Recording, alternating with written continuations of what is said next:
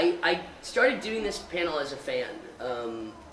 One of the big things that has changed for me over the years, conventions aren't quite as much fun as they used to be because I don't get to do a lot of the things that I used to do as a fan. I don't get to play video games, I don't get to sit in the video rooms, I'm busy doing things. But I do have one great advantage, and that's that I get to hold audience with a lot of the Japanese creators, character designers, voice actors, etc. And I made the mistake of asking a question, and at times in this panel I'm not going to be able to tell you who I'm talking about for legal reasons and for reasons of not associating people with this panel, but I was talking to a specific manga artist about specifically the internet and how the internet was changing the industry, and I made the mistake, or had the good fortune to ask them how they felt about scanlations. Does anybody in here not know what a scanlation is? Alright, scanlations are where people take a raw manga and they do sometimes a college level translation and put it up on the internet for free in a PDF format, like a print ready format. So now you know what that is.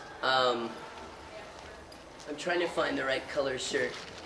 This artist's face turned about as red as that jacket right there.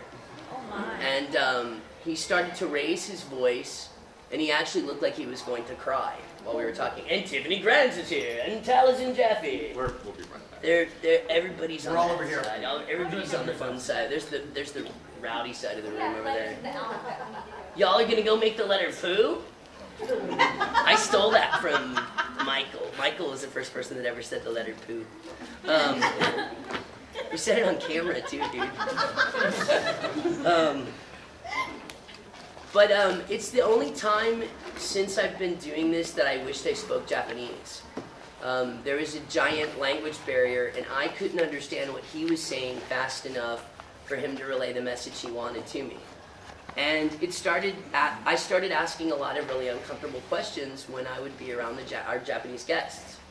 That being said, it started unintentionally my downward spiral into this information base that I've started to make my business.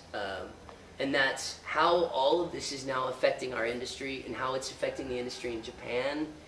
And unfortunately, this is a really disturbing time to deliver this panel, because how many of y'all know that Geneon is in the process of folding? I mean, everybody should know that by now.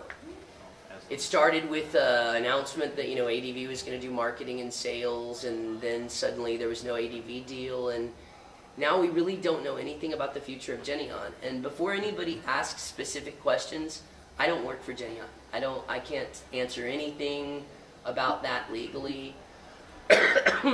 But it should be a wake-up call to everybody in the room. So, what I want to talk about, and I'll outline kind of, and I'm not taking calls during this panel. Hang on. My phone has the most awesome feature on it. When you hold down on the power button, well, it turns off. So,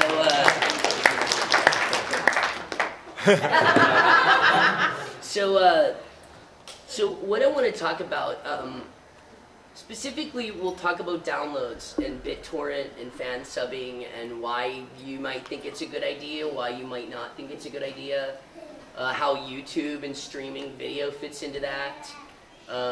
More importantly now, how these, there are new sites that now make you pay to watch fan subs, which I find completely delusional. And then I'll move on to scanlation, which is the manga side of that same, now I've got the hiccups, of course, that same argument.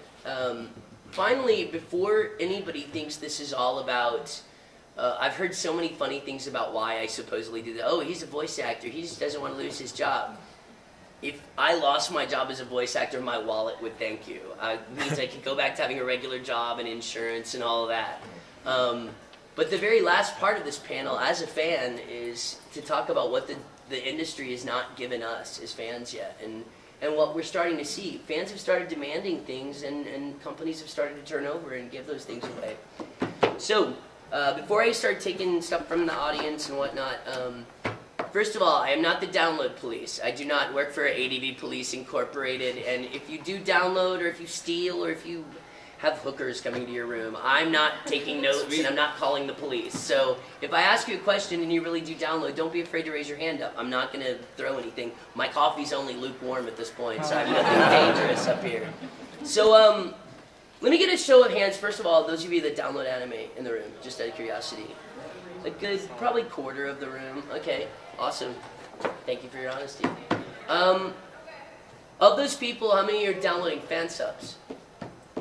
Okay, and there is a difference. People are actually downloading rips of our legal product now, which is kind of amazing. I'd like to see somebody argue the points on that one.